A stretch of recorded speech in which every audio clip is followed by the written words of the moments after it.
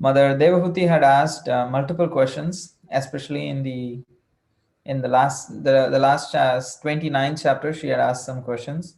She asked about bhakti mixed with modes, about the power of time, and the situation of samsara, the life and death, the life and the birth and death of the living entities who are revolving in the cycle of samsara. So she asked these three primary questions. In response to that, Kapil Dev spoke to Devahuti about bhakti mixed with modes, that is, bhakti practiced by a practitioner mixed with modes or touched by modes. And then he also explained about, concluded with the pure bhakti. And then towards the end of the chapter 29, he spoke about the power of time also, how the universe gets created, like everything is moving by the uh, strength of the time. And in chapter 30, he started explaining about the samsara, how the birth and death, the cycle of birth and death goes on for the living entities.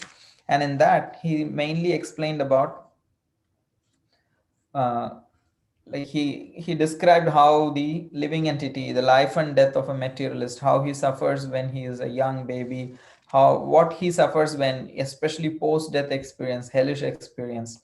And then he also explained in the 31st chapter how the living entity enters the womb of a mother, and then how he suffers within the womb, how he suffers after taking after having taken birth, and also in his childhood, adulthood. In this way, he continues to suffer. And we also saw the prayers offered by, once upon a time, some devotee jiva offered prayers in the womb of his mother. So that also we saw as it was tangent, but we saw that.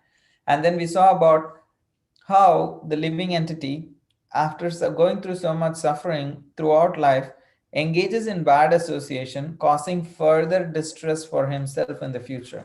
Because already went through so much suffering, if the jiva gets a good association, it could actually get liberated. However, it enters into bad association, and because of that it continues to suffer. So in this chapter 32, in continuation of that particular topic, Kapil Dev is speaking about how the returning to this world by sakama karma, how the living entity, we saw the living entity gives up its body and goes to either hellish destinations or other destinations. So in that way, Lord Kapila is going to speak primarily about uh, how the living entities return to this world by performing sakam karma. How karma, sakam karma especially, does not deliver these conditions soul. That's what he is going to say. He is going to actually speak very strongly against fruitive activities, because it is the fruitive activities which keeps the living entity in the cycle of birth and death. So the reactions to one's activities makes one take birth again to enjoy or suffer those reactions. Because Devahuti asked this question, please explain about samsara, that is the cycle of birth and death. He is specifically speaking about karma in this particular chapter, specifically sakama karma, because by performing sakam karma means activities done with personal selfish motive, or called fruitive activities. So those kind of activities actually entangle one. That's why Srila Prabhupada has titled this particular chapter as Entanglement in Fruitive Activities. So this entanglement in the fruitive activities is going to make the conditioned soul roam in this cycle of birth and death. And he also speaks how by performing nishkama karma, how by becoming detached from the fruits of one's activities, one actually becomes uh, liberated. And he also criticizes non-devotees. So the criticism of Lord Kapila is not the criticism of any normal conditioned soul. He is actually in the position of a guru, teaching his disciple Mother Devahuti, and through her everybody else, what is to be done in this world, how to live in this world. So for our own benefit, he is finding faults with some people to teach us how not to be. So his criticism is not the connotation of a bad criticism. Having explained the results of condemned sinful activities, when did he explain the results of condemned sinful activities? In chapter 30. He explained how an individual living entity goes through hellish punishments. So, after explaining that, now Kapila is going to explain the results of the prescribed activities with material desire. That is, these are activities which are not sinful essentially. However, when it is done with material desire, when it is done with a fruit of desire, it is going to cause future births. So, that's the one topic that he will discuss. He will also discuss about the goal of all processes. What is the goal of all process and how to achieve it, and more things. Today we only will see one section of this chapter. It is huge, and the last section we will see later. Today we will see the karma section. There is a karma section, there is a jnana section, and in between there is a bhakti section. So we will see the karma, we will try to cover the bhakti section, and then there is a last section of jnana in this chapter that we will cover in the next session. So this particular chapter, entitled Entanglement in Fruitive Activities, has verses, 43 verses. In the first 4 verses, he will speak about attached workers, that is sakama karmis. And then he will speak about detached workers, nishkama karmis. And then he will speak about Hiranyakaraba Worshipers. And he will also speak about sakama karma, means more than sakama karma, he is going to, especially people who are non-devotees. Sakam karma, but they are also non-devotees. And then the last section that we will see today, if time permits, is by bhakti. Goals of all other paths are also achieved. How? That's why if you see, there is karma kept in the beginning, jnana kept later, and bhakti in the middle, because bhakti is the process by which, by coming in touch with that, either karma or jnana, both can achieve its results only by coming in touch with the process of bhakti. So we will see more details in the next coming slides. So in the first 4 verses, what are we going to see is practitioners of sakama karma. Sakama karma. Karma means action. Kama is desire. Sakama means with desire. When we do some activities with personal motives, then that becomes attached worker. Then the person becomes an attached worker, and he cannot attain liberation by doing that activity, because he has to suffer the good or the bad karmas of engaging in that activity. So the first verse, he speaks about an attached worker. He performs dharma for enjoying artha and kama. Dharma, artha, kama, and moksha. So his main motive behind performing dharma is so that it brings in artha and kama. He is not actually so much focused on moksha. So his main immediate thing is artha and kama, but at least he is actually theist. He thinks if I perform dharma, I'll get artha and kama. So even these days, even that is not there. All I need is artha and kama. I don't care how I gain that artha, whether through dharma or through adharma, I don't care. That is worse. But at least this person performs dharma according to the scriptures, but he just for the sake of enjoying artha and kama. So this whole chapter is for us to meditate how having material desires affects the living entity. So this whole section is to actually develop detachment. So he's speaking to develop detachment in our hearts. So we are not attacking anyone out in the world. We are not speaking about anyone. We are speaking about, we have many layers. So some of these layers can reflect these personalities, types that Kapil Dev is going to explain. So we can take that so that we can feel detachment from those strong identities. And also, this chapter is going to speak how bhakti is the ultimate process which brings the goals of all other paths. So by performing devotional service, whether we have these desires or not, everything will be fulfilled by through the performance of bhakti. So these are the 2 lessons that we need to learn from this chapter, that any kind of attachment in terms of performing action or karma or jnana will not actually benefit us. That's what we need to understand in the deep core of our hearts, that attachment to things of this world in the form of karma or jnana will not benefit me. It is devotional service which actually will benefit me. This we know, it's not that we don't know, but our heart is not fully convinced. That's why we still have desires for sense gratification. So our prayer to Kapil Dev in reading this is so that our hearts can be purified by listening to this, so that we can understand the faults in being attached to fruitive action, being unable to perform detached action for the pleasure of Krishna. We are not even concerned about detached action. We are ultimately concerned about action for the pleasure of Krishna. But to go there, we need to at least start from detached action. That's why Bhagavad Gita also, Krishna again says Arjuna. He doesn't say you become a devotee initial chapters. He says be a detached worker, be a nishkama karma yogi. Again, he tells him, because that is the safest platform and it is the closest thing to become a devotee. So that is why Krishna always, here Kapil Dev in the Bhagavad Gita, Krishna, they actually recommend, they don't like say stop there. They say minimum, at least be here, don't go below this, because it will cause you birth and death. At least stay on the platform of Nishkama Karma Yoga. And to a large extent, they don't even recommend Jnana, because Jnana is averse to work, but bhakti is engagement, a positive engagement of senses for the pleasure of Krishna. So, for one to be so attached to work and then become detached from work and actually averse to work in the form of jnana, and again start working for the pleasure of Krishna is too much. So, that is why, even though in terms of yoga ladder, karma, jnana, and then bhakti comes.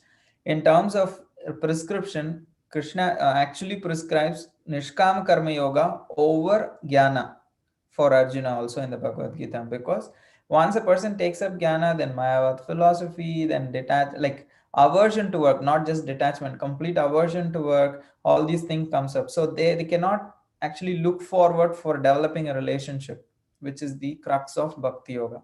So that is why Krishna, Kapil Dev here will discount Sakama Karma. He will not recommend, rather he will criticize it, and he will recommend Nishkam Karma Yoga in the sense of at least be here. And then he will show how Bhakti is the best out of all of these. So that's a kind of an introduction. Let's get into the verses.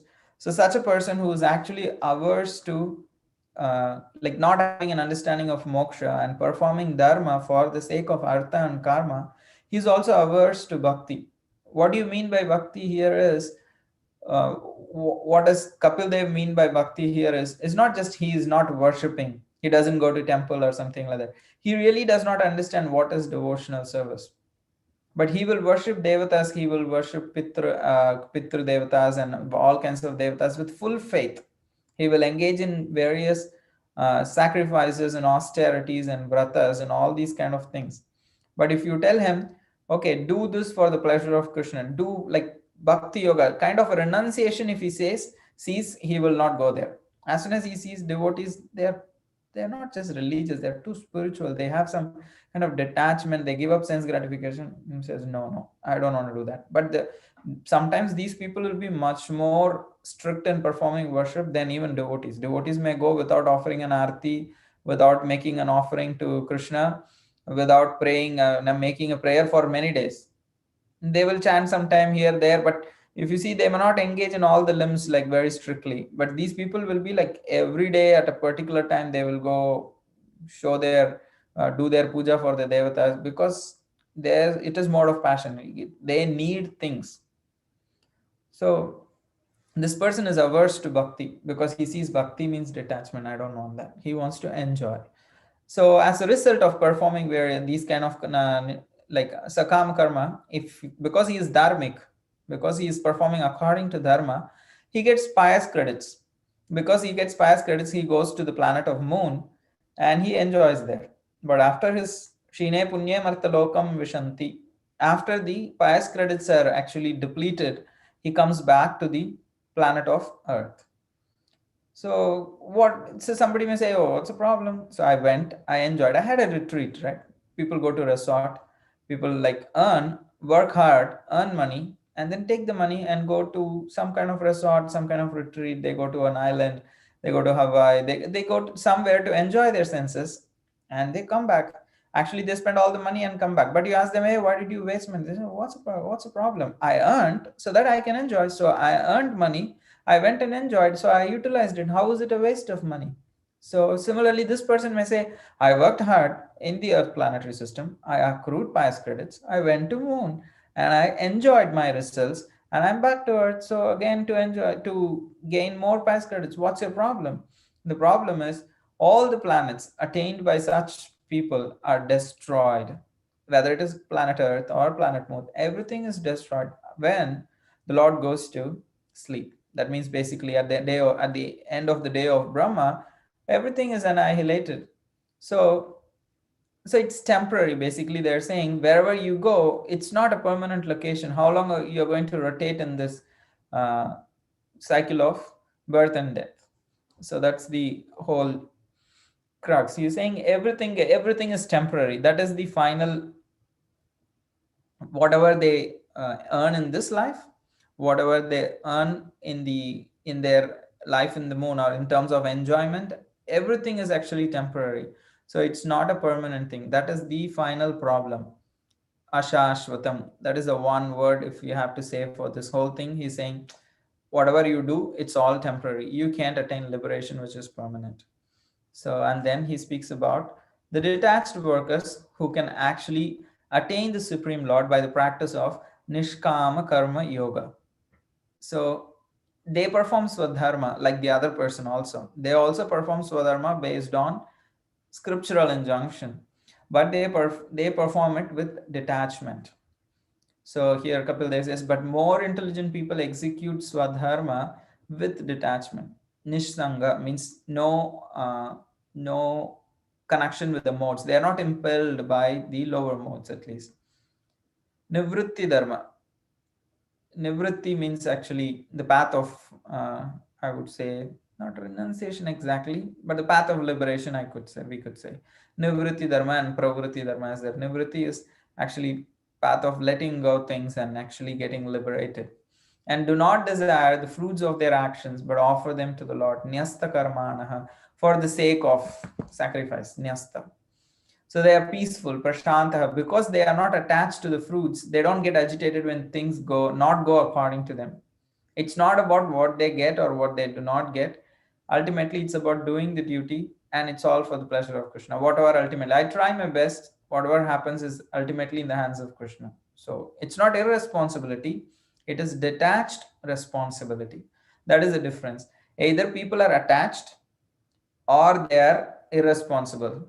What we need to learn is to be detached and be responsible. So responsibly detached is what is a Nishkama Karma Yogi. He is neither attached nor is he irresponsible. So they are peaceful and pure in consciousness without a sense of proprietorship or false egoism. So it sounds almost like a very high platform. It's not so easy to actually work with a detachment. So so that's why sometimes it feels bhakti is much easy, even if we are like not exactly on the platform of full purely just doing it for Krishna, everything.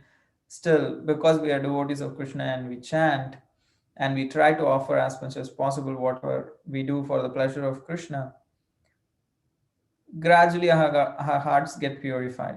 So performing sadhana bhakti is much safer. That's what Kapil Dev will come to.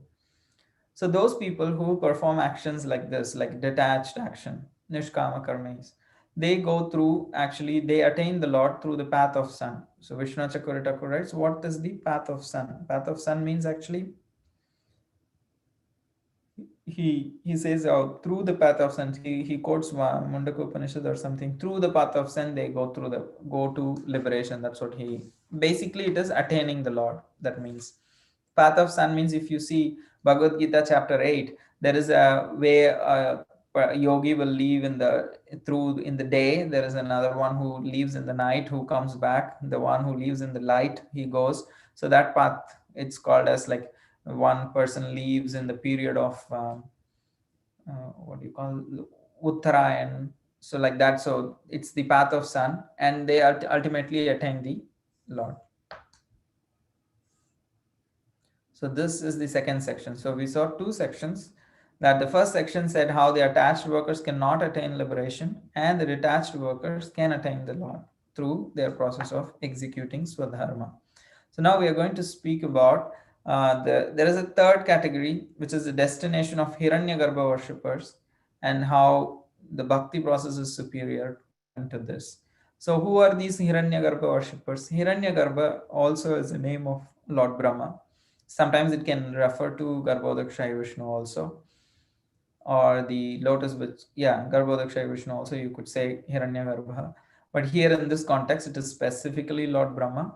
So generally Hiranyagarbha refers to Lord Brahma because he actually is called as Hiranyagarbha because he kind of is the starts the creation of the whole planet, or what do you mean, universe. So the Hiranyagarbha worshippers remain in the material world, Satyaloka, till the end of Brahma's lifetime. When Brahma gives up his body and goes to the Lord, they enter, or he enters into Mahavishnu. So let's see, what does it mean? Hiranyagarbha worshippers means Brahma's worshippers of Brahma. So where do they go? They remain in Satyaloka because that's where Brahmaji is there. So they are worshipping, they are living in Satyaloka worshipping Brahmaji. So the Hiranyagarbha worshippers remain in the material world till the end of Brahma's lifetime. Brahma's lifetime is Dviparardha, means one Parardha is, uh, Dviparardha is two portions, that is his day and his night. So Brahma's lifetime, till the end of Brahma's lifetime.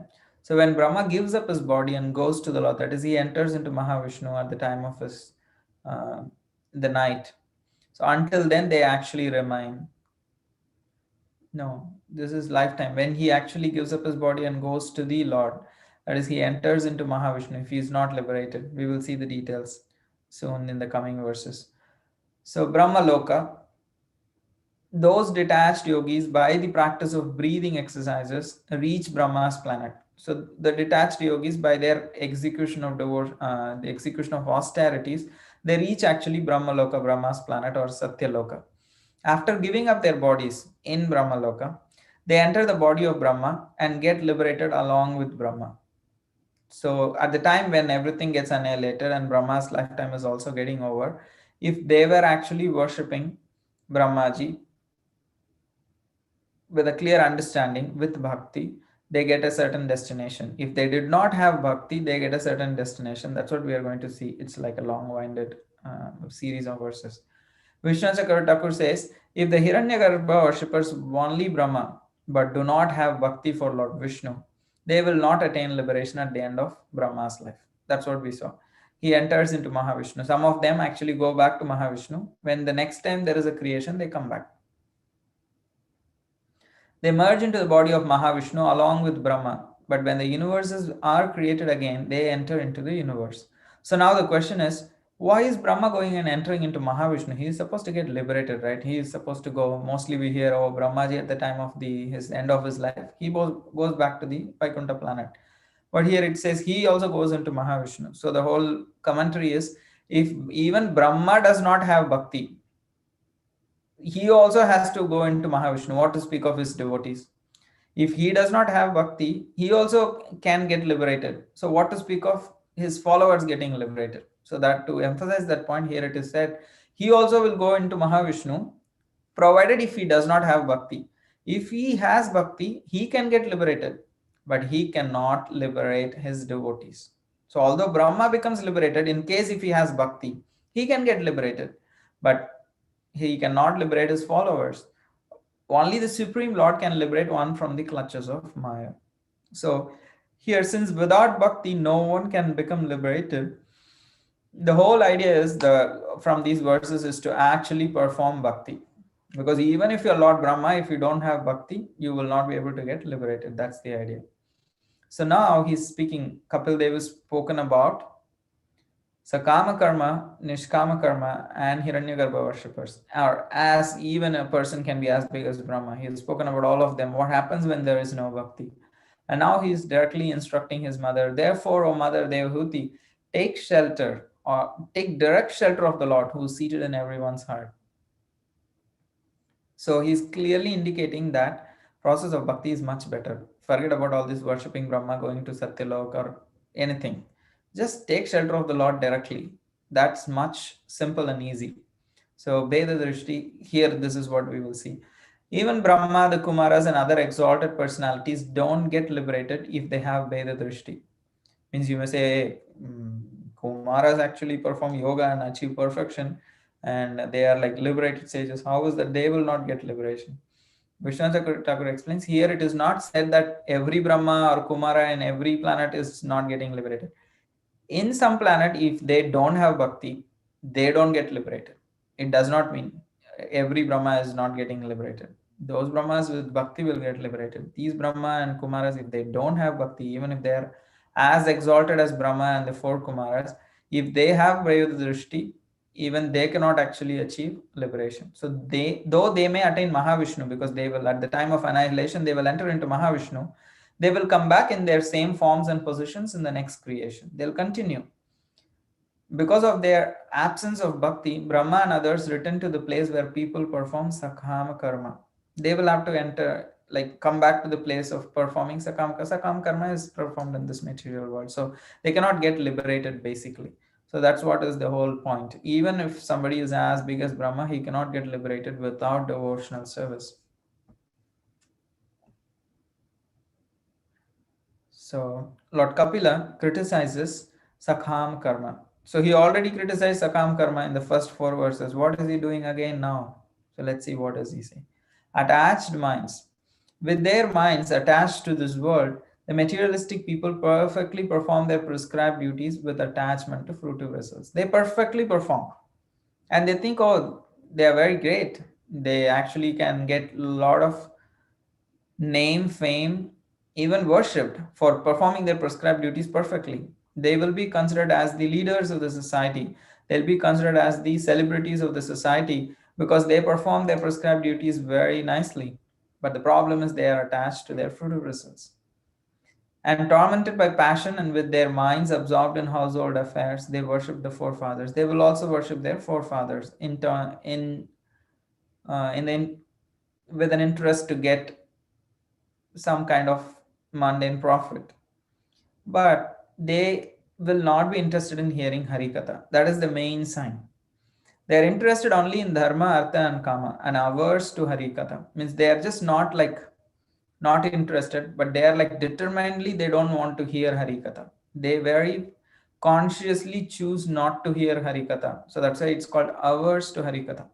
Thus are compared to stool-eating hogs and are attached to Asadgata. Asadgata means uh, Gata is glorification, you can say. Asat is temporary. They are attached to temporary glorifications. What is the today, like in today's terms, if you have to say, all the mundane movies, songs, all the kinds of Krishna, no, unrelated to all the stuff which is there in like so many platforms these days, which is not connected to Krishna and which is all like Asad Gata, which is all glorifying the temporary material world, making the world look more romantic, making the world look more attractive than it is, presenting the world as a very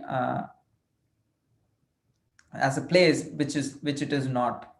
So making our hearts get attracted to the material world, those kind of things are called as asadgata.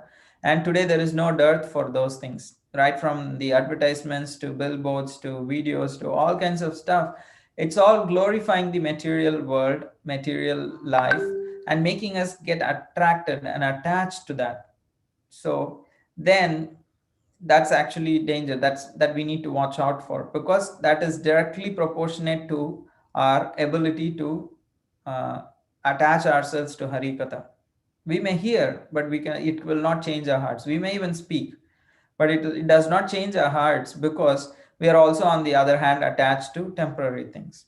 So these people here that we are specifically discussing about, they are interested in dharma, artha, and kama. Oh, they are very dharmic people, they are attached to dharma. No, their attachment to dharma is because of artha and kama. They need artha and kama, and they use dharma as a means to enjoy the world, not as a means to get liberated from this world.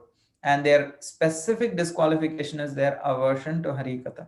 So if whoever we may be, one lesson we can take here is like being actually eager to hear about Krishna, wanting to know more about Krishna, taking pleasure in hearing about Krishna. That is a quality that as devotees we need to aspire and develop. And in this way, perfectly performing their prescribed duties from birth until death, they go to Pitrloka. I did some mistake here. It's Pitrloka, it's Pitrloka. After their pious credits are exhausted, the same way they either go to moon planet or go to Pitr planet. Wherever they go, it's all like a temporary place. As long as you have the credits, you can stay there. Once your credits are depleted, you come back. So they fall back to down to earth. So this is the exact same thing he already discussed. So what is he speaking now? So he's specifically speaking about their aversion to Harikatha and that is causing them trouble. After describing those who are dedicated to Nivritta Karma in 5 to 7, Nivritta Karma is Nishkama Karma. Kapila advised to surrender to the Lord in the 11th verse to his mother. Please take direct shelter of the Lord. He directly prescribed to his mother. Don't worry about this Sakham, Nishkam, Hiranyakaraba Worshipers, and all these people. Just directly take to devotional service. After describing those dedicated to Pravritta Karma, again he spoke about Pravritta Karma, people who are attached to material activities. He's again going to advise to just worship the Supreme Lord with devotion. This is the last section that we will see for today, which is verses 22 to 26. The remaining verses we will see next week. So, verses 22 to 26, it's going to speak about Bhakti. So, Kapil Dev says, by performing devotional service, Bhakti Yoga, goals of all other paths are also achieved. So the conclusion of Lord Kapila's teachings is these 5 verses, 22, 23, 24, 25, 26. 5 verses. These 5 verses are considered as the conclusion of the teachings of Lord Kapila. That is why there he is going to specifically emphasize practicing bhakti as the exclusive process. And he says all other goals will be achieved. So worship the Lord. He's directly telling his mother, worship the Lord. Therefore, with full attention, you should worship the Lord, whose attractive lotus feet are worth worshipping. Accept this with love and devotion. Tasmat tvam sarva bhavena. Tasmat, therefore, tvam, you, sarva bhavena, with all your emotions, with all your attention. Because where there is emotion, that is where there is attention. So, sarva bhavena, with all your heart, bhajasva parameshtinam. Bhajasva is worship, parameshtinam, the Supreme Lord. Tad gunashrayaya bhaktya bhajani padambujam. Tad gunashrayaya means he whose attractive lotus feet are worth worshipping. Bhajaniya padambujam. His worship, his lotus feet, padambujam, is actually bhajaniya, is actually worshipable, the only worshipable or the only worthy object of worshipable object. Accept this with all devotion and love, with full attention. Tad guna ashrayaya bhaktya, glorifying his qualities and with devotion, taking full shelter of the lotus feet of the Supreme Lord. So he says, Bhakti unto Lord Vasudev makes one advance in knowledge and detachment as well as in self realization. He says, you don't need to separately endeavor to develop knowledge and detachment. Rather, just by practicing Bhakti Yoga, you can achieve knowledge, you can achieve detachment, and not just God realization, we will also achieve self realization. Everything is achieved by this process. वासुदेवे Bhagwati भक्ति योग प्रयोजितः जनयति आशु वैराग्य ज्ञानम यद ब्रह्म दर्शनम. So this is a verse very similar. We have one verse in the Canto 1 also. वासुदेवे Bhagwati भक्ति योग प्रयोजितः जनयति आशु वैराग्यम ज्ञानम चयद अहेतुकम. So here it is slightly different but almost same. So after glorifying the process of bhakti in this way, he actually speaks to his mother. See, what is the symptoms of a person who actually practices this? The person who actually practices bhakti yoga and develops knowledge, detachment, and self-realization, he is equipoised in sensory activities and vision. He is really equipoised in his activities in terms of his sensory activities. Basically, he is not disturbed by success or failure, heat or cold, whether it is pleasing to me or not. If it is the right thing to be done in the service of Krishna, he does it because he is not just worried about his sensory pleasure or pain. And his vision, he does not see something as profitable or loss or like good or bad in terms of people or in terms of worth or worth objects. So he's not, he has an equal vision in terms of how he sees Krishna or Paramatma in everyone's heart and accordingly acts. So his both his vision and sensory activities are equipoised, transcendental to good and bad, superior and inferior. So that's what we saw. By his transcendental intelligence, he sees himself uncontaminated by matter. That is self realization. He sees himself as soul at all points, uncontaminated by matter. He is not pulled by matter. Elevated to transcendental platform because he is performing Bhakti Yoga. He is getting elevated to transcendental platform, equal in qualities with God. He actually goes, he becomes like, he achieves the same qualities as the Lord. Like basically his consciousness gets infused with spiritual knowledge. So in the verse 23 to 26, there is a link that is being given here. So the 23rd verse spoke about how by performing Bhakti Yoga, one achieves knowledge and devotion, knowledge, detachment, and self-realization. Here, Kapila said that all the results of Bhakti, Jnana, and Yoga are achieved by performing Bhakti alone. Now, the question is, how is that possible? So if somebody asks this question, how is it that possible? Just by practicing Bhakti, all the results of all other processes can be achieved. So that is being answered in this verse 26. He says, the Supreme Personality of Godhead, Bhagavan, is one, but he appears differently as Brahman, Paramatma, or Purusha Avatar, according to the different processes followed by various practitioners. So, Jnana Matram Param Brahma, Paramatmeshwaraha Puman, Drishyadibihi Pratag Bhavair Bhagavan Ekayiyate. Because the Supreme Lord, Bhagavan, contains both Brahman and Paramatma, the realization of Bhagavan by practicing bhakti that one achieves.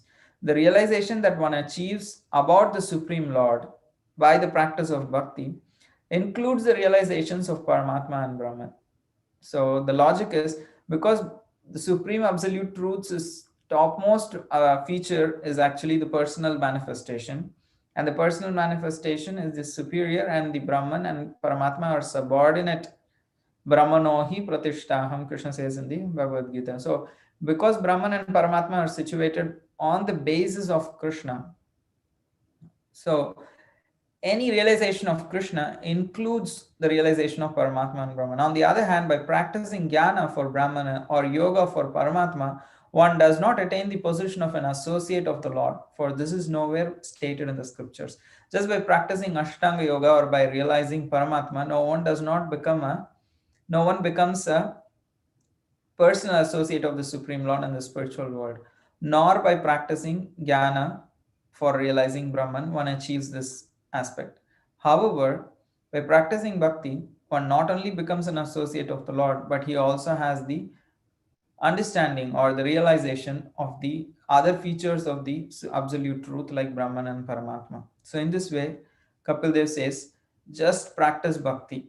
He's telling his mother, just practice bhakti. Just by worshipping the Supreme Lord's lotus feet, you will achieve the benefits of all other processes, and you will achieve much more, because by worshipping the Supreme Lord's lotus feet, one can become his eternal associate, which is not possible through any other process.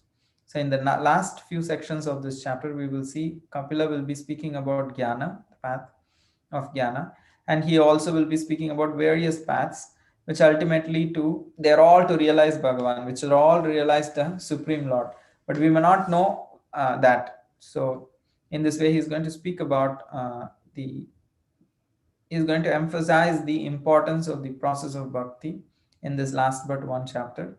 So there is one more chapter after we finish this 32. So next week we will see the remaining section of this chapter and try to see if we can finish 33rd chapter also. So that way we can complete Canto 3 and then discuss how to go from there, what to do. So thank you very much. Hare Krishna. Grantaraj Srimad Bhagavatam ki jai, Srila Prabhupada ki jai. Jai Vanchakapataravesha Kripa Sindhubheva cha Patitanam Pavanebhyo Vaishnavibhyo Namo Namaha. Hare Krishna Krishna Krishna Hare Hare, Hare Ram Ram Ram Hare Hare.